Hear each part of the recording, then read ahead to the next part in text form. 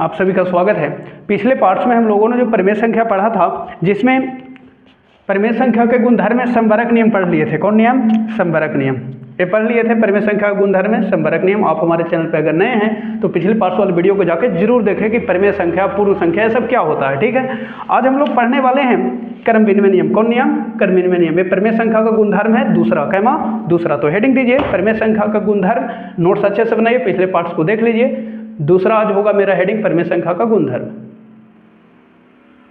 तो इस तरह से हेडिंग दीजिएगा क्रम विनिमय नियम, कम्यूटेटिव लॉ। ठीक है, क्रम विनिमय नियम होता क्या है कि किसी भी संख्या को क्रम बदलकर अगर इस पर मौलिक संक्रिया करेंगे, अगर मान बराबर आ गया, मान बराबर, तब वहां पर लागू होगा, अन्यथा लागू नहीं होगा। जैसे मैं लिखता हूं परिभाषा, देखिए, जैसे किसी भी संख्याएं पर, संख्याएं कुछ भी हो सकता है, चाहे पूर्ण संख्या हो, चाहे प्राकृत संख्या, अभी आपने पढ़ा ना, चाहे पूर्ण संख्या हो, चाहे प्राकृत संख्या हो, चाहे पूर्णांक हो, चाहे परिमेय हो।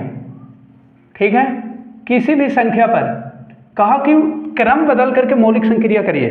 मौलिक संक्रिया, मौलिक संक्रिया कहने का मतलब क्या है? जोड़, घटाव, गुणा और भाग, यही तो मौलिक संक्रिया है, फंडामेंटल ऑपरेशन। ये वो कर रहे हैं सर, ऑपरेशन कर रहे, मैथ में ऑपरेशन है। मैथ में कितने ऑपरेशन है? गणित की 4 ऑपरेशन, जोड़, घटाव, गुणा और भाग। ऑपरेशन करिए और उसका मान समान आना चाहिए। क्या आना चाहिए? समान। तब वहां क्रम विनिमय नियम लागू होगा। अगर समान नहीं आएगा तो लागू नहीं होगा। जैसे 4 में 3 जोड़ दिए, मान लीजिए प्राकृत संख्या है, तो कितना आया? 7। अब एक क्रम बदल दीजिए, इसको भेज दीजिए यहाँ, इसको भेज दीजिए यहाँ। 3 में 4 जोड़िए, आ गया 7। तो यहाँ मान देखिए बराबर है, यहाँ मान देखना है। ठीक है, हाँ, बराबर आ जाएगा तो वहाँ लागू होगा, और ना आएगा बराबर तो लागू नहीं होगा। तो बारी बारी से अब हम लोग जांच करने वाले हैं। पहला प्राकृत संख्या पे, कौन पे जांच करेंगे? प्राकृत, या पूर्ण भी ले सकते हैं। पहला प्राकृत संख्या पे क्रम विनिमय नियम की जांच करते हैं, जोड़, घटाव, गुना, भाग के लिए। हेडिंग दीजिए उसी की तरह। तो प्राकृत संख्या पे क्रम विनिमय नियम की जांच करने जा रहे हैं। क्रम विनिमय यानी कम्यूटेटिव, यानी क्रम बदल करके। प्राकृत संख्या, तो सबसे पहले समझना है प्राकृत संख्या क्या होता है ना? हाँ, बहुत जरूरी है। प्राकृत संख्या -3 होता है ना? प्राकृत संख्या कहाँ से शुरू होता है? 1 से। 2, 3, 4 कहाँ तक जाएगा ये पता नहीं है। 50, 100, 1 लाख, 2 लाख, यानी 1 से शुरू होता है और कहाँ तक जाएगा पता नहीं है। 0 आ जाएगा तो प्राकृत होगा? बताइए ना होगा। बाटा में कोई आ गया 3/2, 4/9, ये सब होगा।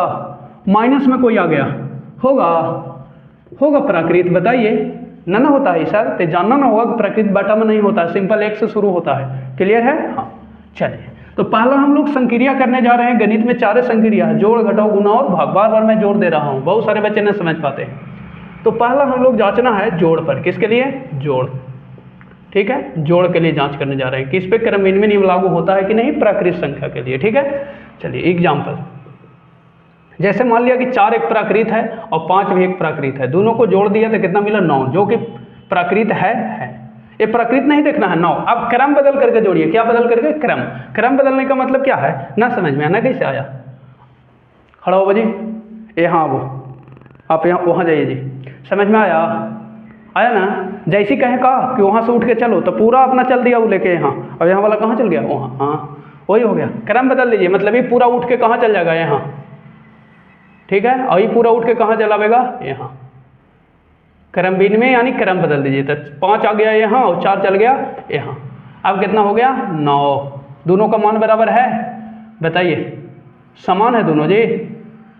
समान है ना अगर रहता ही मान ली कि 9 ही मिल जाता, 10, 11 या -9, तो बराबर हो जाता। मान लिखल है कि मान बराबर होना चाहिए, समान। तो यहाँ लिखेंगे कि समान है। क्या है? समान है, यानी बराबर है, इक्वल है। क्या है? इक्वल है। क्या है? इक्वल है।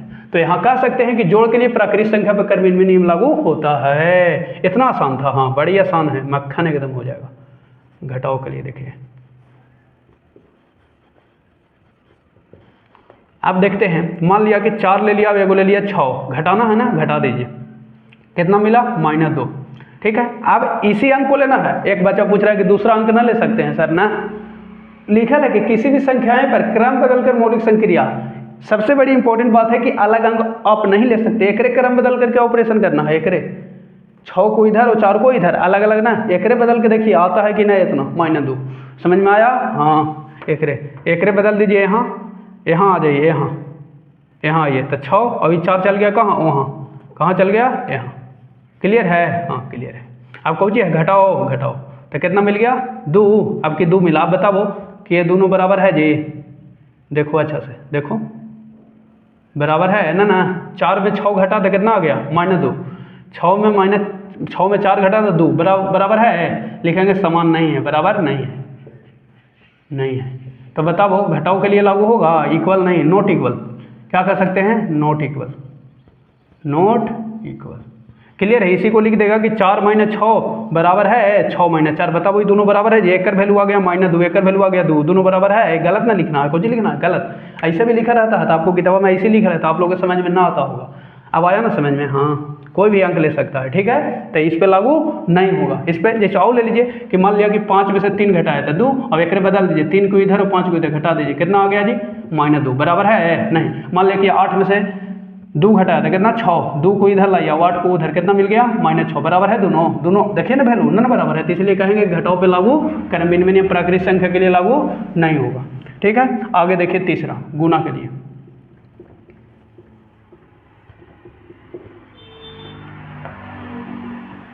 मान लिया 4 ले लिया और मान लिया कि 2 ले लिया था, कितना मिला? 8, जो कि प्राकृतिक संख्या है। प्रकृति का में लिखना नहीं है जी, बार बार याद आ जा रहा है। उलट के गुना करिए, 2 को इधर और 4 को इधर, कितना मिल गया? 8, जो कि दोनों क्या है? समान है। आप लोग के एकदम ऐसी नोट्स बनाना है, कोई दिक्कत नहीं, ठीक है। हाँ समान है, क्या है? बराबर है, इक्वल है, इक्वल, ठीक है। तो इस पे लागू होगा गुना के लिए। कोई भी ले लीजिए, 1 में 8, 50, कोई भी लागू होगा। चौथा, भाग के लिए देखते हैं। चलिए देखते हैं भाग के लिए। कोई भी ले लीजिए प्राकृत, बड़ा सिंपल है। मान लिया कि ले लिया 8, एक ले लिए 4 और भागा दे दीजिए, तो 8 बटे कितना हो गया? 4, कितना मिल गया? 2। अब 4 को इधर करिए और 8 को किधर करिए? उधर, तो 4 बटे 8, 4 बटे 8, 4 बटे 8, तो ये कट के आवेगा 1 बटे 2। अब बताओ कि दोनों बराबर है जी। देखो अच्छा से देखो, अच्छा से एकदम देखो, है ना? समान नहीं है, समान नहीं है, नॉट इक्वल, नॉट इक्वल। अब ये वो कह रहा है कि सर 2 भागा 2 ले लीजिए, लीजिए तो कितना आ गया? 2 बटे 2, 1 को ले लीजिए, फिर यही 2 इधर, यही 2। देखो इसमें होगा और नहीं होगा, होगा और नहीं होगा। तो नियम क्या कहता है? जो सभी के लिए मान है, कभी होगा बराबर, कभी नहीं। समान वाला अंक ले लीजिएगा तो हो जाएगा 8 में 8 से भागा 1, फिर 8 में 8 से, यानी तो इसमें देख रहे हैं भाग में कि कभी होगा कभी नहीं होगा, तो इसलिए नियम से हटा दिया कि भाग पे लागू नहीं होगा, क्रम में नियम घटाओ पे लागू नहीं होगा। क्लियर हो गया? हाँ देख लीजिए, बहुत अच्छा से लिखिए एकदम। तो आप लोग लिख लीजिए इसको, है ना, कि लागू होता है, जोड़ के लिए लागू होता है, घटाओ के लिए नहीं होता है, गुना के लिए होता है, भाग के लिए। अब सवाल कैसे पूछता है? मान लेंगे कि आपसे सवाल पूछ देगा परीक्षा में कि ए और बी दो गो प्राकृत संख्या है। कौन संख्या? प्राकृत। अब बताइए कि जब प्राकृत संख्या है तो इस पर घटाओ के लिए लिखना सही है, जोड़ के लिए लिखना सही है कि a प्लस बी बराबर होता है b प्लस सी, तो ये सही है लिखना। लेकिन कह देगा कि यही a माइनस बी बराबर होगा b माइनस ए, घटाओ के लिए तो नहीं होगा, ये कहना चाहिए इसको, गलत है। घटाओ पे लागू होता है? बताओ ना होता है। हाँ तो सवाल पूछता है, मैं कराऊंगा आगे, अभी परेशान ना होइए आप लोग, यहाँ तक लिखिए, ठीक है। अब ये पहला प्राकृत पे जांच लिए, अब आप लोग का पूर्ण संख्या पे जांचना है। कौन संख्या पे? पूर्ण। तो पूर्ण पे हम लोग देखते हैं कि जोड़ के लिए लागू होता है कि नहीं घटाओ के लिए। तो मैं केवल यहाँ पर पूर्ण करूंगा, वो आप लोग को पूरा बनाना है, ठीक है। चलिए तो देखिए, तो आप लोग हेडिंग दीजिए पूर्ण संख्या के लिए, ठीक है। ये सब रहने दीजिए, मैं समझाऊंगा, ठीक है। तो पूर्ण संख्या पहले समझ लीजिए कि पूर्ण संख्या कहाँ से शुरू होती है, वो समझते हैं, है ना।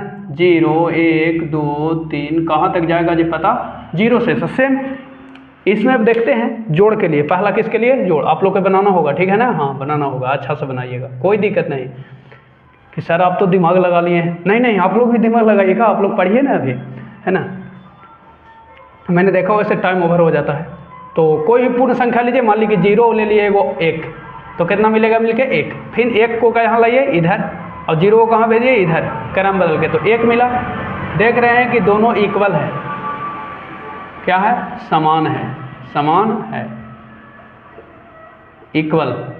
यहाँ देखिए घटाओ के लिए तो कह सकते हैं कि पूर्ण संख्या, यहाँ क्या लिख देंगे केवल कि पूर्ण संख्या पर जोड़ के लिए क्रम में नियम लागू होगा। कोई भी ले लीजिए, पूर्ण संख्या लेना है, 10 और 12 लेंगे और फिर 12 और 10 तो कितना मिलेगा? दोनों वही बराबर होगा। घटाओ के लिए मान लिया कि ले लिया 8 अवयव ले लिया 5, घटा दीजिए, पूर्ण संख्या लेना है ना। हाँ, तो कितना मिल गया 3, ये 5 को इधर करिए, 8 को इधर, अवयव कह रहा माइनस उठा के ले जाइए, नहीं माइनस तो ऑपरेशन है, यहाँ माइनस को ऐसे रह दीजिए,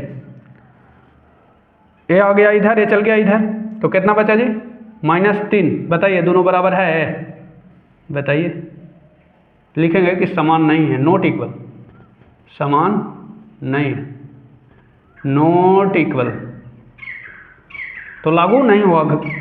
पूर्ण संख्या यहाँ करना होगा हमें कि पूर्ण संख्या पर घटाओ के लिए क्रम विनिमय नियम लागू नहीं होगा। क्लियर हो गया। हाँ, गुना के लिए देखिए, तो गुना के लिए क्या होगा, आगे को बच्चा पूछ रहा है कि सर 0 0 ले लीजिए घटा के, अरे गधा 0 0 लेंगे तो आ जाएगा, लेके देखो, लो 0 + 0 0 आ गया, लो आगे भी किया, तो आप बताओ कभी आवेगा और कभी ना आवेगा। तो आपको बार बार मैं बताया कि निम्न सर्वमान होता है जो सभी के लिए सही है, ये सभी के लिए होगा, कभी आ जाएगा कभी ना आवेगा, गोली मारो इसको, घटाओ के लिए ना होगा।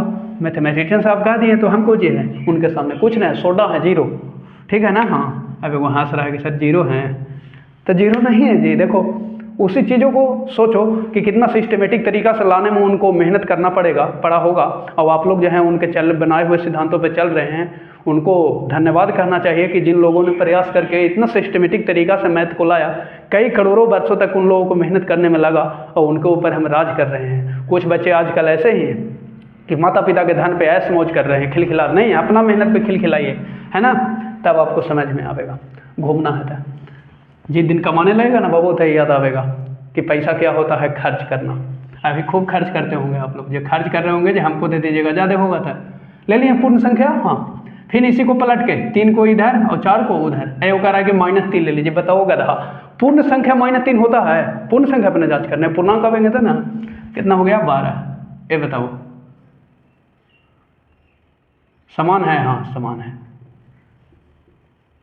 इक्वल है, तो कह सकते हैं कि पूर्ण संख्या, यहाँ मैं मिटा दिया, पूर्ण संख्या पे क्रम विनिमय नियम गुना के लिए लागू होता है। अच्छा सॉरी, यहाँ पर जो आप लोगों ने प्राकृत पढ़ा था वहाँ पर मैंने नहीं लिख दिया है, यहाँ पर होगा लागू, आप लोग कर लीजिएगा वहाँ, ठीक है, मिस्टेक हो गया मेरा, ना समझ में आया। इसके पहले को जी पढ़े थे प्राकृत में इसमें लिखा गया कि नहीं होता है लागू, गुना के लिए होता है ना क्रम विनिमय नियम लागू, वहाँ सुधार लीजिएगा, सॉरी, ठीक है, लागू होगा, सुधार लीजिएगा, बहुत बड़ा मिस्टेक हो गया, सुधार लीजिएगा, समझ में आया ना। हाँ चलिए, भाग के लिए अब देखते हैं लागू होता है कि नहीं, लागू होता है कि नहीं। अब देखो, तो मान लिया कि ले लिया 6 और ये को ले लिया मान लिया कि 3, तो भाग देना है ना, तो भाग दीजिए, तो 6/3 बराबर कितना 2।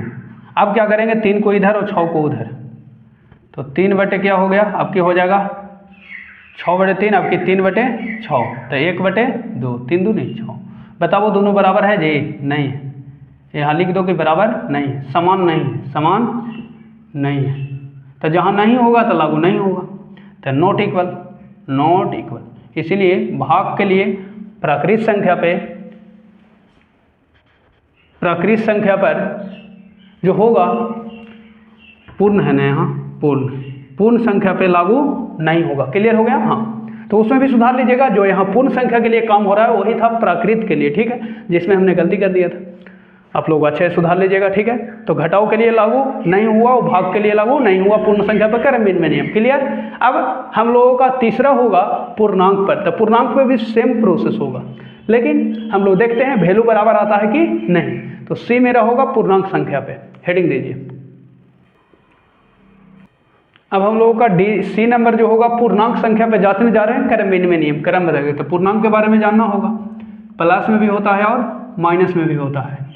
0 1 2 3 कहाँ तक जाएगा जो पता नहीं है, -1 -2 -3 1 कहाँ तक जाएगा जो पता नहीं है। प्लस में भी होता है और माइनस में भी, तो प्लस वाला भी एग्जाम्पल ले सकते हैं इसमें और माइनस वाला भी, कोई दिक्कत नहीं है। तो पहला जोड़ के लिए जांचने जा रहे हैं, तो मान लिया कि ले लिया -1 ले लिया अब ये को ले लिया 2, अब जोड़ना है, जोड़ दिए तो कितना मिला जी, -1 में 2 जोड़ेंगे तो कितना मिलेगा 1, ये वो कह रहा है 3 मिलेगा। सर बताइए ये माइनस में ना है जी, ना पढ़ा है जोड़ घटाओ माइनस का, पढ़े हैं ना, हाँ तब 1 मिलेगा। हाँ अब इसको उठा के ले जाइए यहाँ, अब इसको पूरा ले लाइए यहाँ, तो ये 2 यहाँ आ गया। अभी जोड़ है जो पहले उठा के ले जाइए ना, इसको ले लाइए यहाँ, ठीक है। अभी जोड़ ऑपरेशन है जो जोड़ रहे दीजिए, क्लियर है ना। अब यहाँ पर देखिए 2 चिन्ह एक साथ आता है तो वहाँ क्या लगाते हैं, कोष्ठ, क्या लगाते हैं, कोष्ठ। ज़्यादा दिक्कत है, दिक्कत ना है, यहाँ आवेगा प्लस माइनस, प्लस गुने माइनस क्या हो गया -1, तो यानी 1, यानी दोनों बराबर हो गया। ज़्यादा दिक्कत हो रहा है, चलिए माइनस वाला एग्जाम्पल हटाते हैं।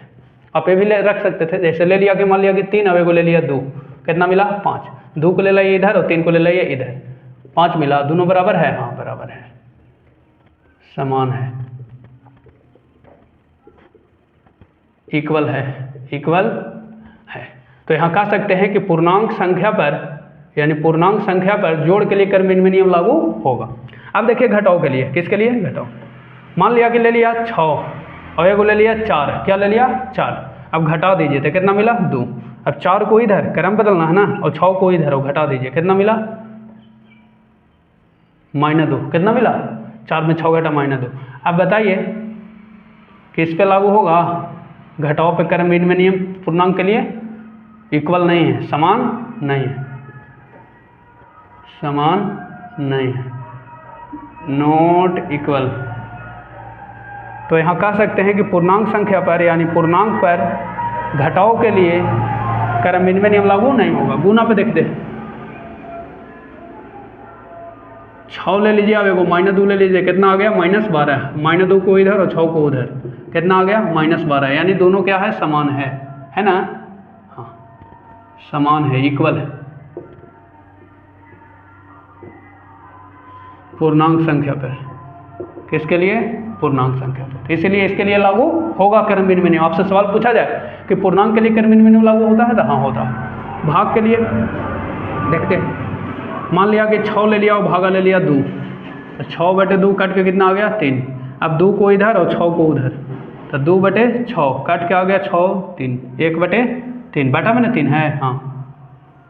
तो बताइए इसके लिए लागू होगा, समान नहीं है, समान नहीं है, नॉट इक्वल, नॉट इक्वल। इसीलिए कह सकते हैं कि पूर्णांक संख्या पर, यानी पूर्णांक के लिए, पूर्णांक संख्या पर भाग के लिए कर्मनिर्मित नियम लागू नहीं है। कोई दिक्कत नहीं ना यहाँ तक, किसी तरह से नोट्स बनाइए। अब डी नंबर होगा मेरा परिमेय संख्या पर, किस पे, परिमेय संख्या। तो चलिए परिमेय संख्या ही सबके मिला के होता है ना, तो उस पर जांच कर लेते हैं। तो डी नंबर है परिमेय संख्या। तो परिमेय संख्या आपको बता दें कि पहले है क्या, तो सब में मैं डिफाइन कर रहा हूँ कि परिमेय संख्या पहले समझना है, क्योंकि इसी पे आपको जांच करना है। तो क्रम बदल के परिमेय संख्या आना चाहिए ना, मान बराबर, नहीं आवेगा तो कैसे होगा, मान बराबर। तो परिमेय संख्या बटा में भी होता है, माइनस में भी होता है ना, ये सब होता है, लेकिन नीचे 0 आ जाए वो परिमेय संख्या नहीं होता है। क्लियर है, हाँ। तो जांचिए बारी बारी से जोड़ पर। चलिए एग्जाम्पल लेते हैं जोड़ पे। तो बेटा वाला मैं नहीं लेता हूँ, क्योंकि आप लोग के एलसीएम ले में अभी थोड़ा दिक्कत होगी, अभी शुरुआती दौर है ना। तो इसको हटा तो आप बेटा वाला भी एग्जाम्पल ले सकते हैं, या ऐसे लीजिए सिंपल 3 जोड़ 5 कितना आ गया 8। क्रम बदल करके जोड़िए 5 और 3, क्योंकि इसमें हर हाल में क्या हो रहा है, क्रम बदल के हो रहा है, क्योंकि क्रम विनिमय नियम की जांच कर रहे हैं। ठीक है, समान है, समान है, इक्वल। तो यहाँ कह सकते हैं कि परिमेय संख्या के लिए क्रम विनिमय नियम लागू होगा जोड़ पे। ठीक है, हो गया। घटाओ के लिए देखिए, मान लिया कि 4 लिया एगो 6 परिमेय संख्या, घटा लीजिए तो कितना मिला -2। 6 को इधर और 4 को इधर करिए, क्रम बदल करके तो आ गया 2, बराबर है दोनों, न है, समान नहीं है, समान नहीं है, नॉट इक्वल, नॉट इक्वल। तो यहाँ कह सकते हैं कि परिमेय संख्या के लिए, घटाओ के लिए परिमेय संख्या पे क्रम विनिमय नियम लागू नहीं होगा। अब देखते हैं गुना के लिए। मान लिया एगो ले लिए 2, एगो ले लिए 3, तो कितना आया 6। 3 को इधर और 2 को उधर, क्रम बदल के गुना करिए, आ गया 6।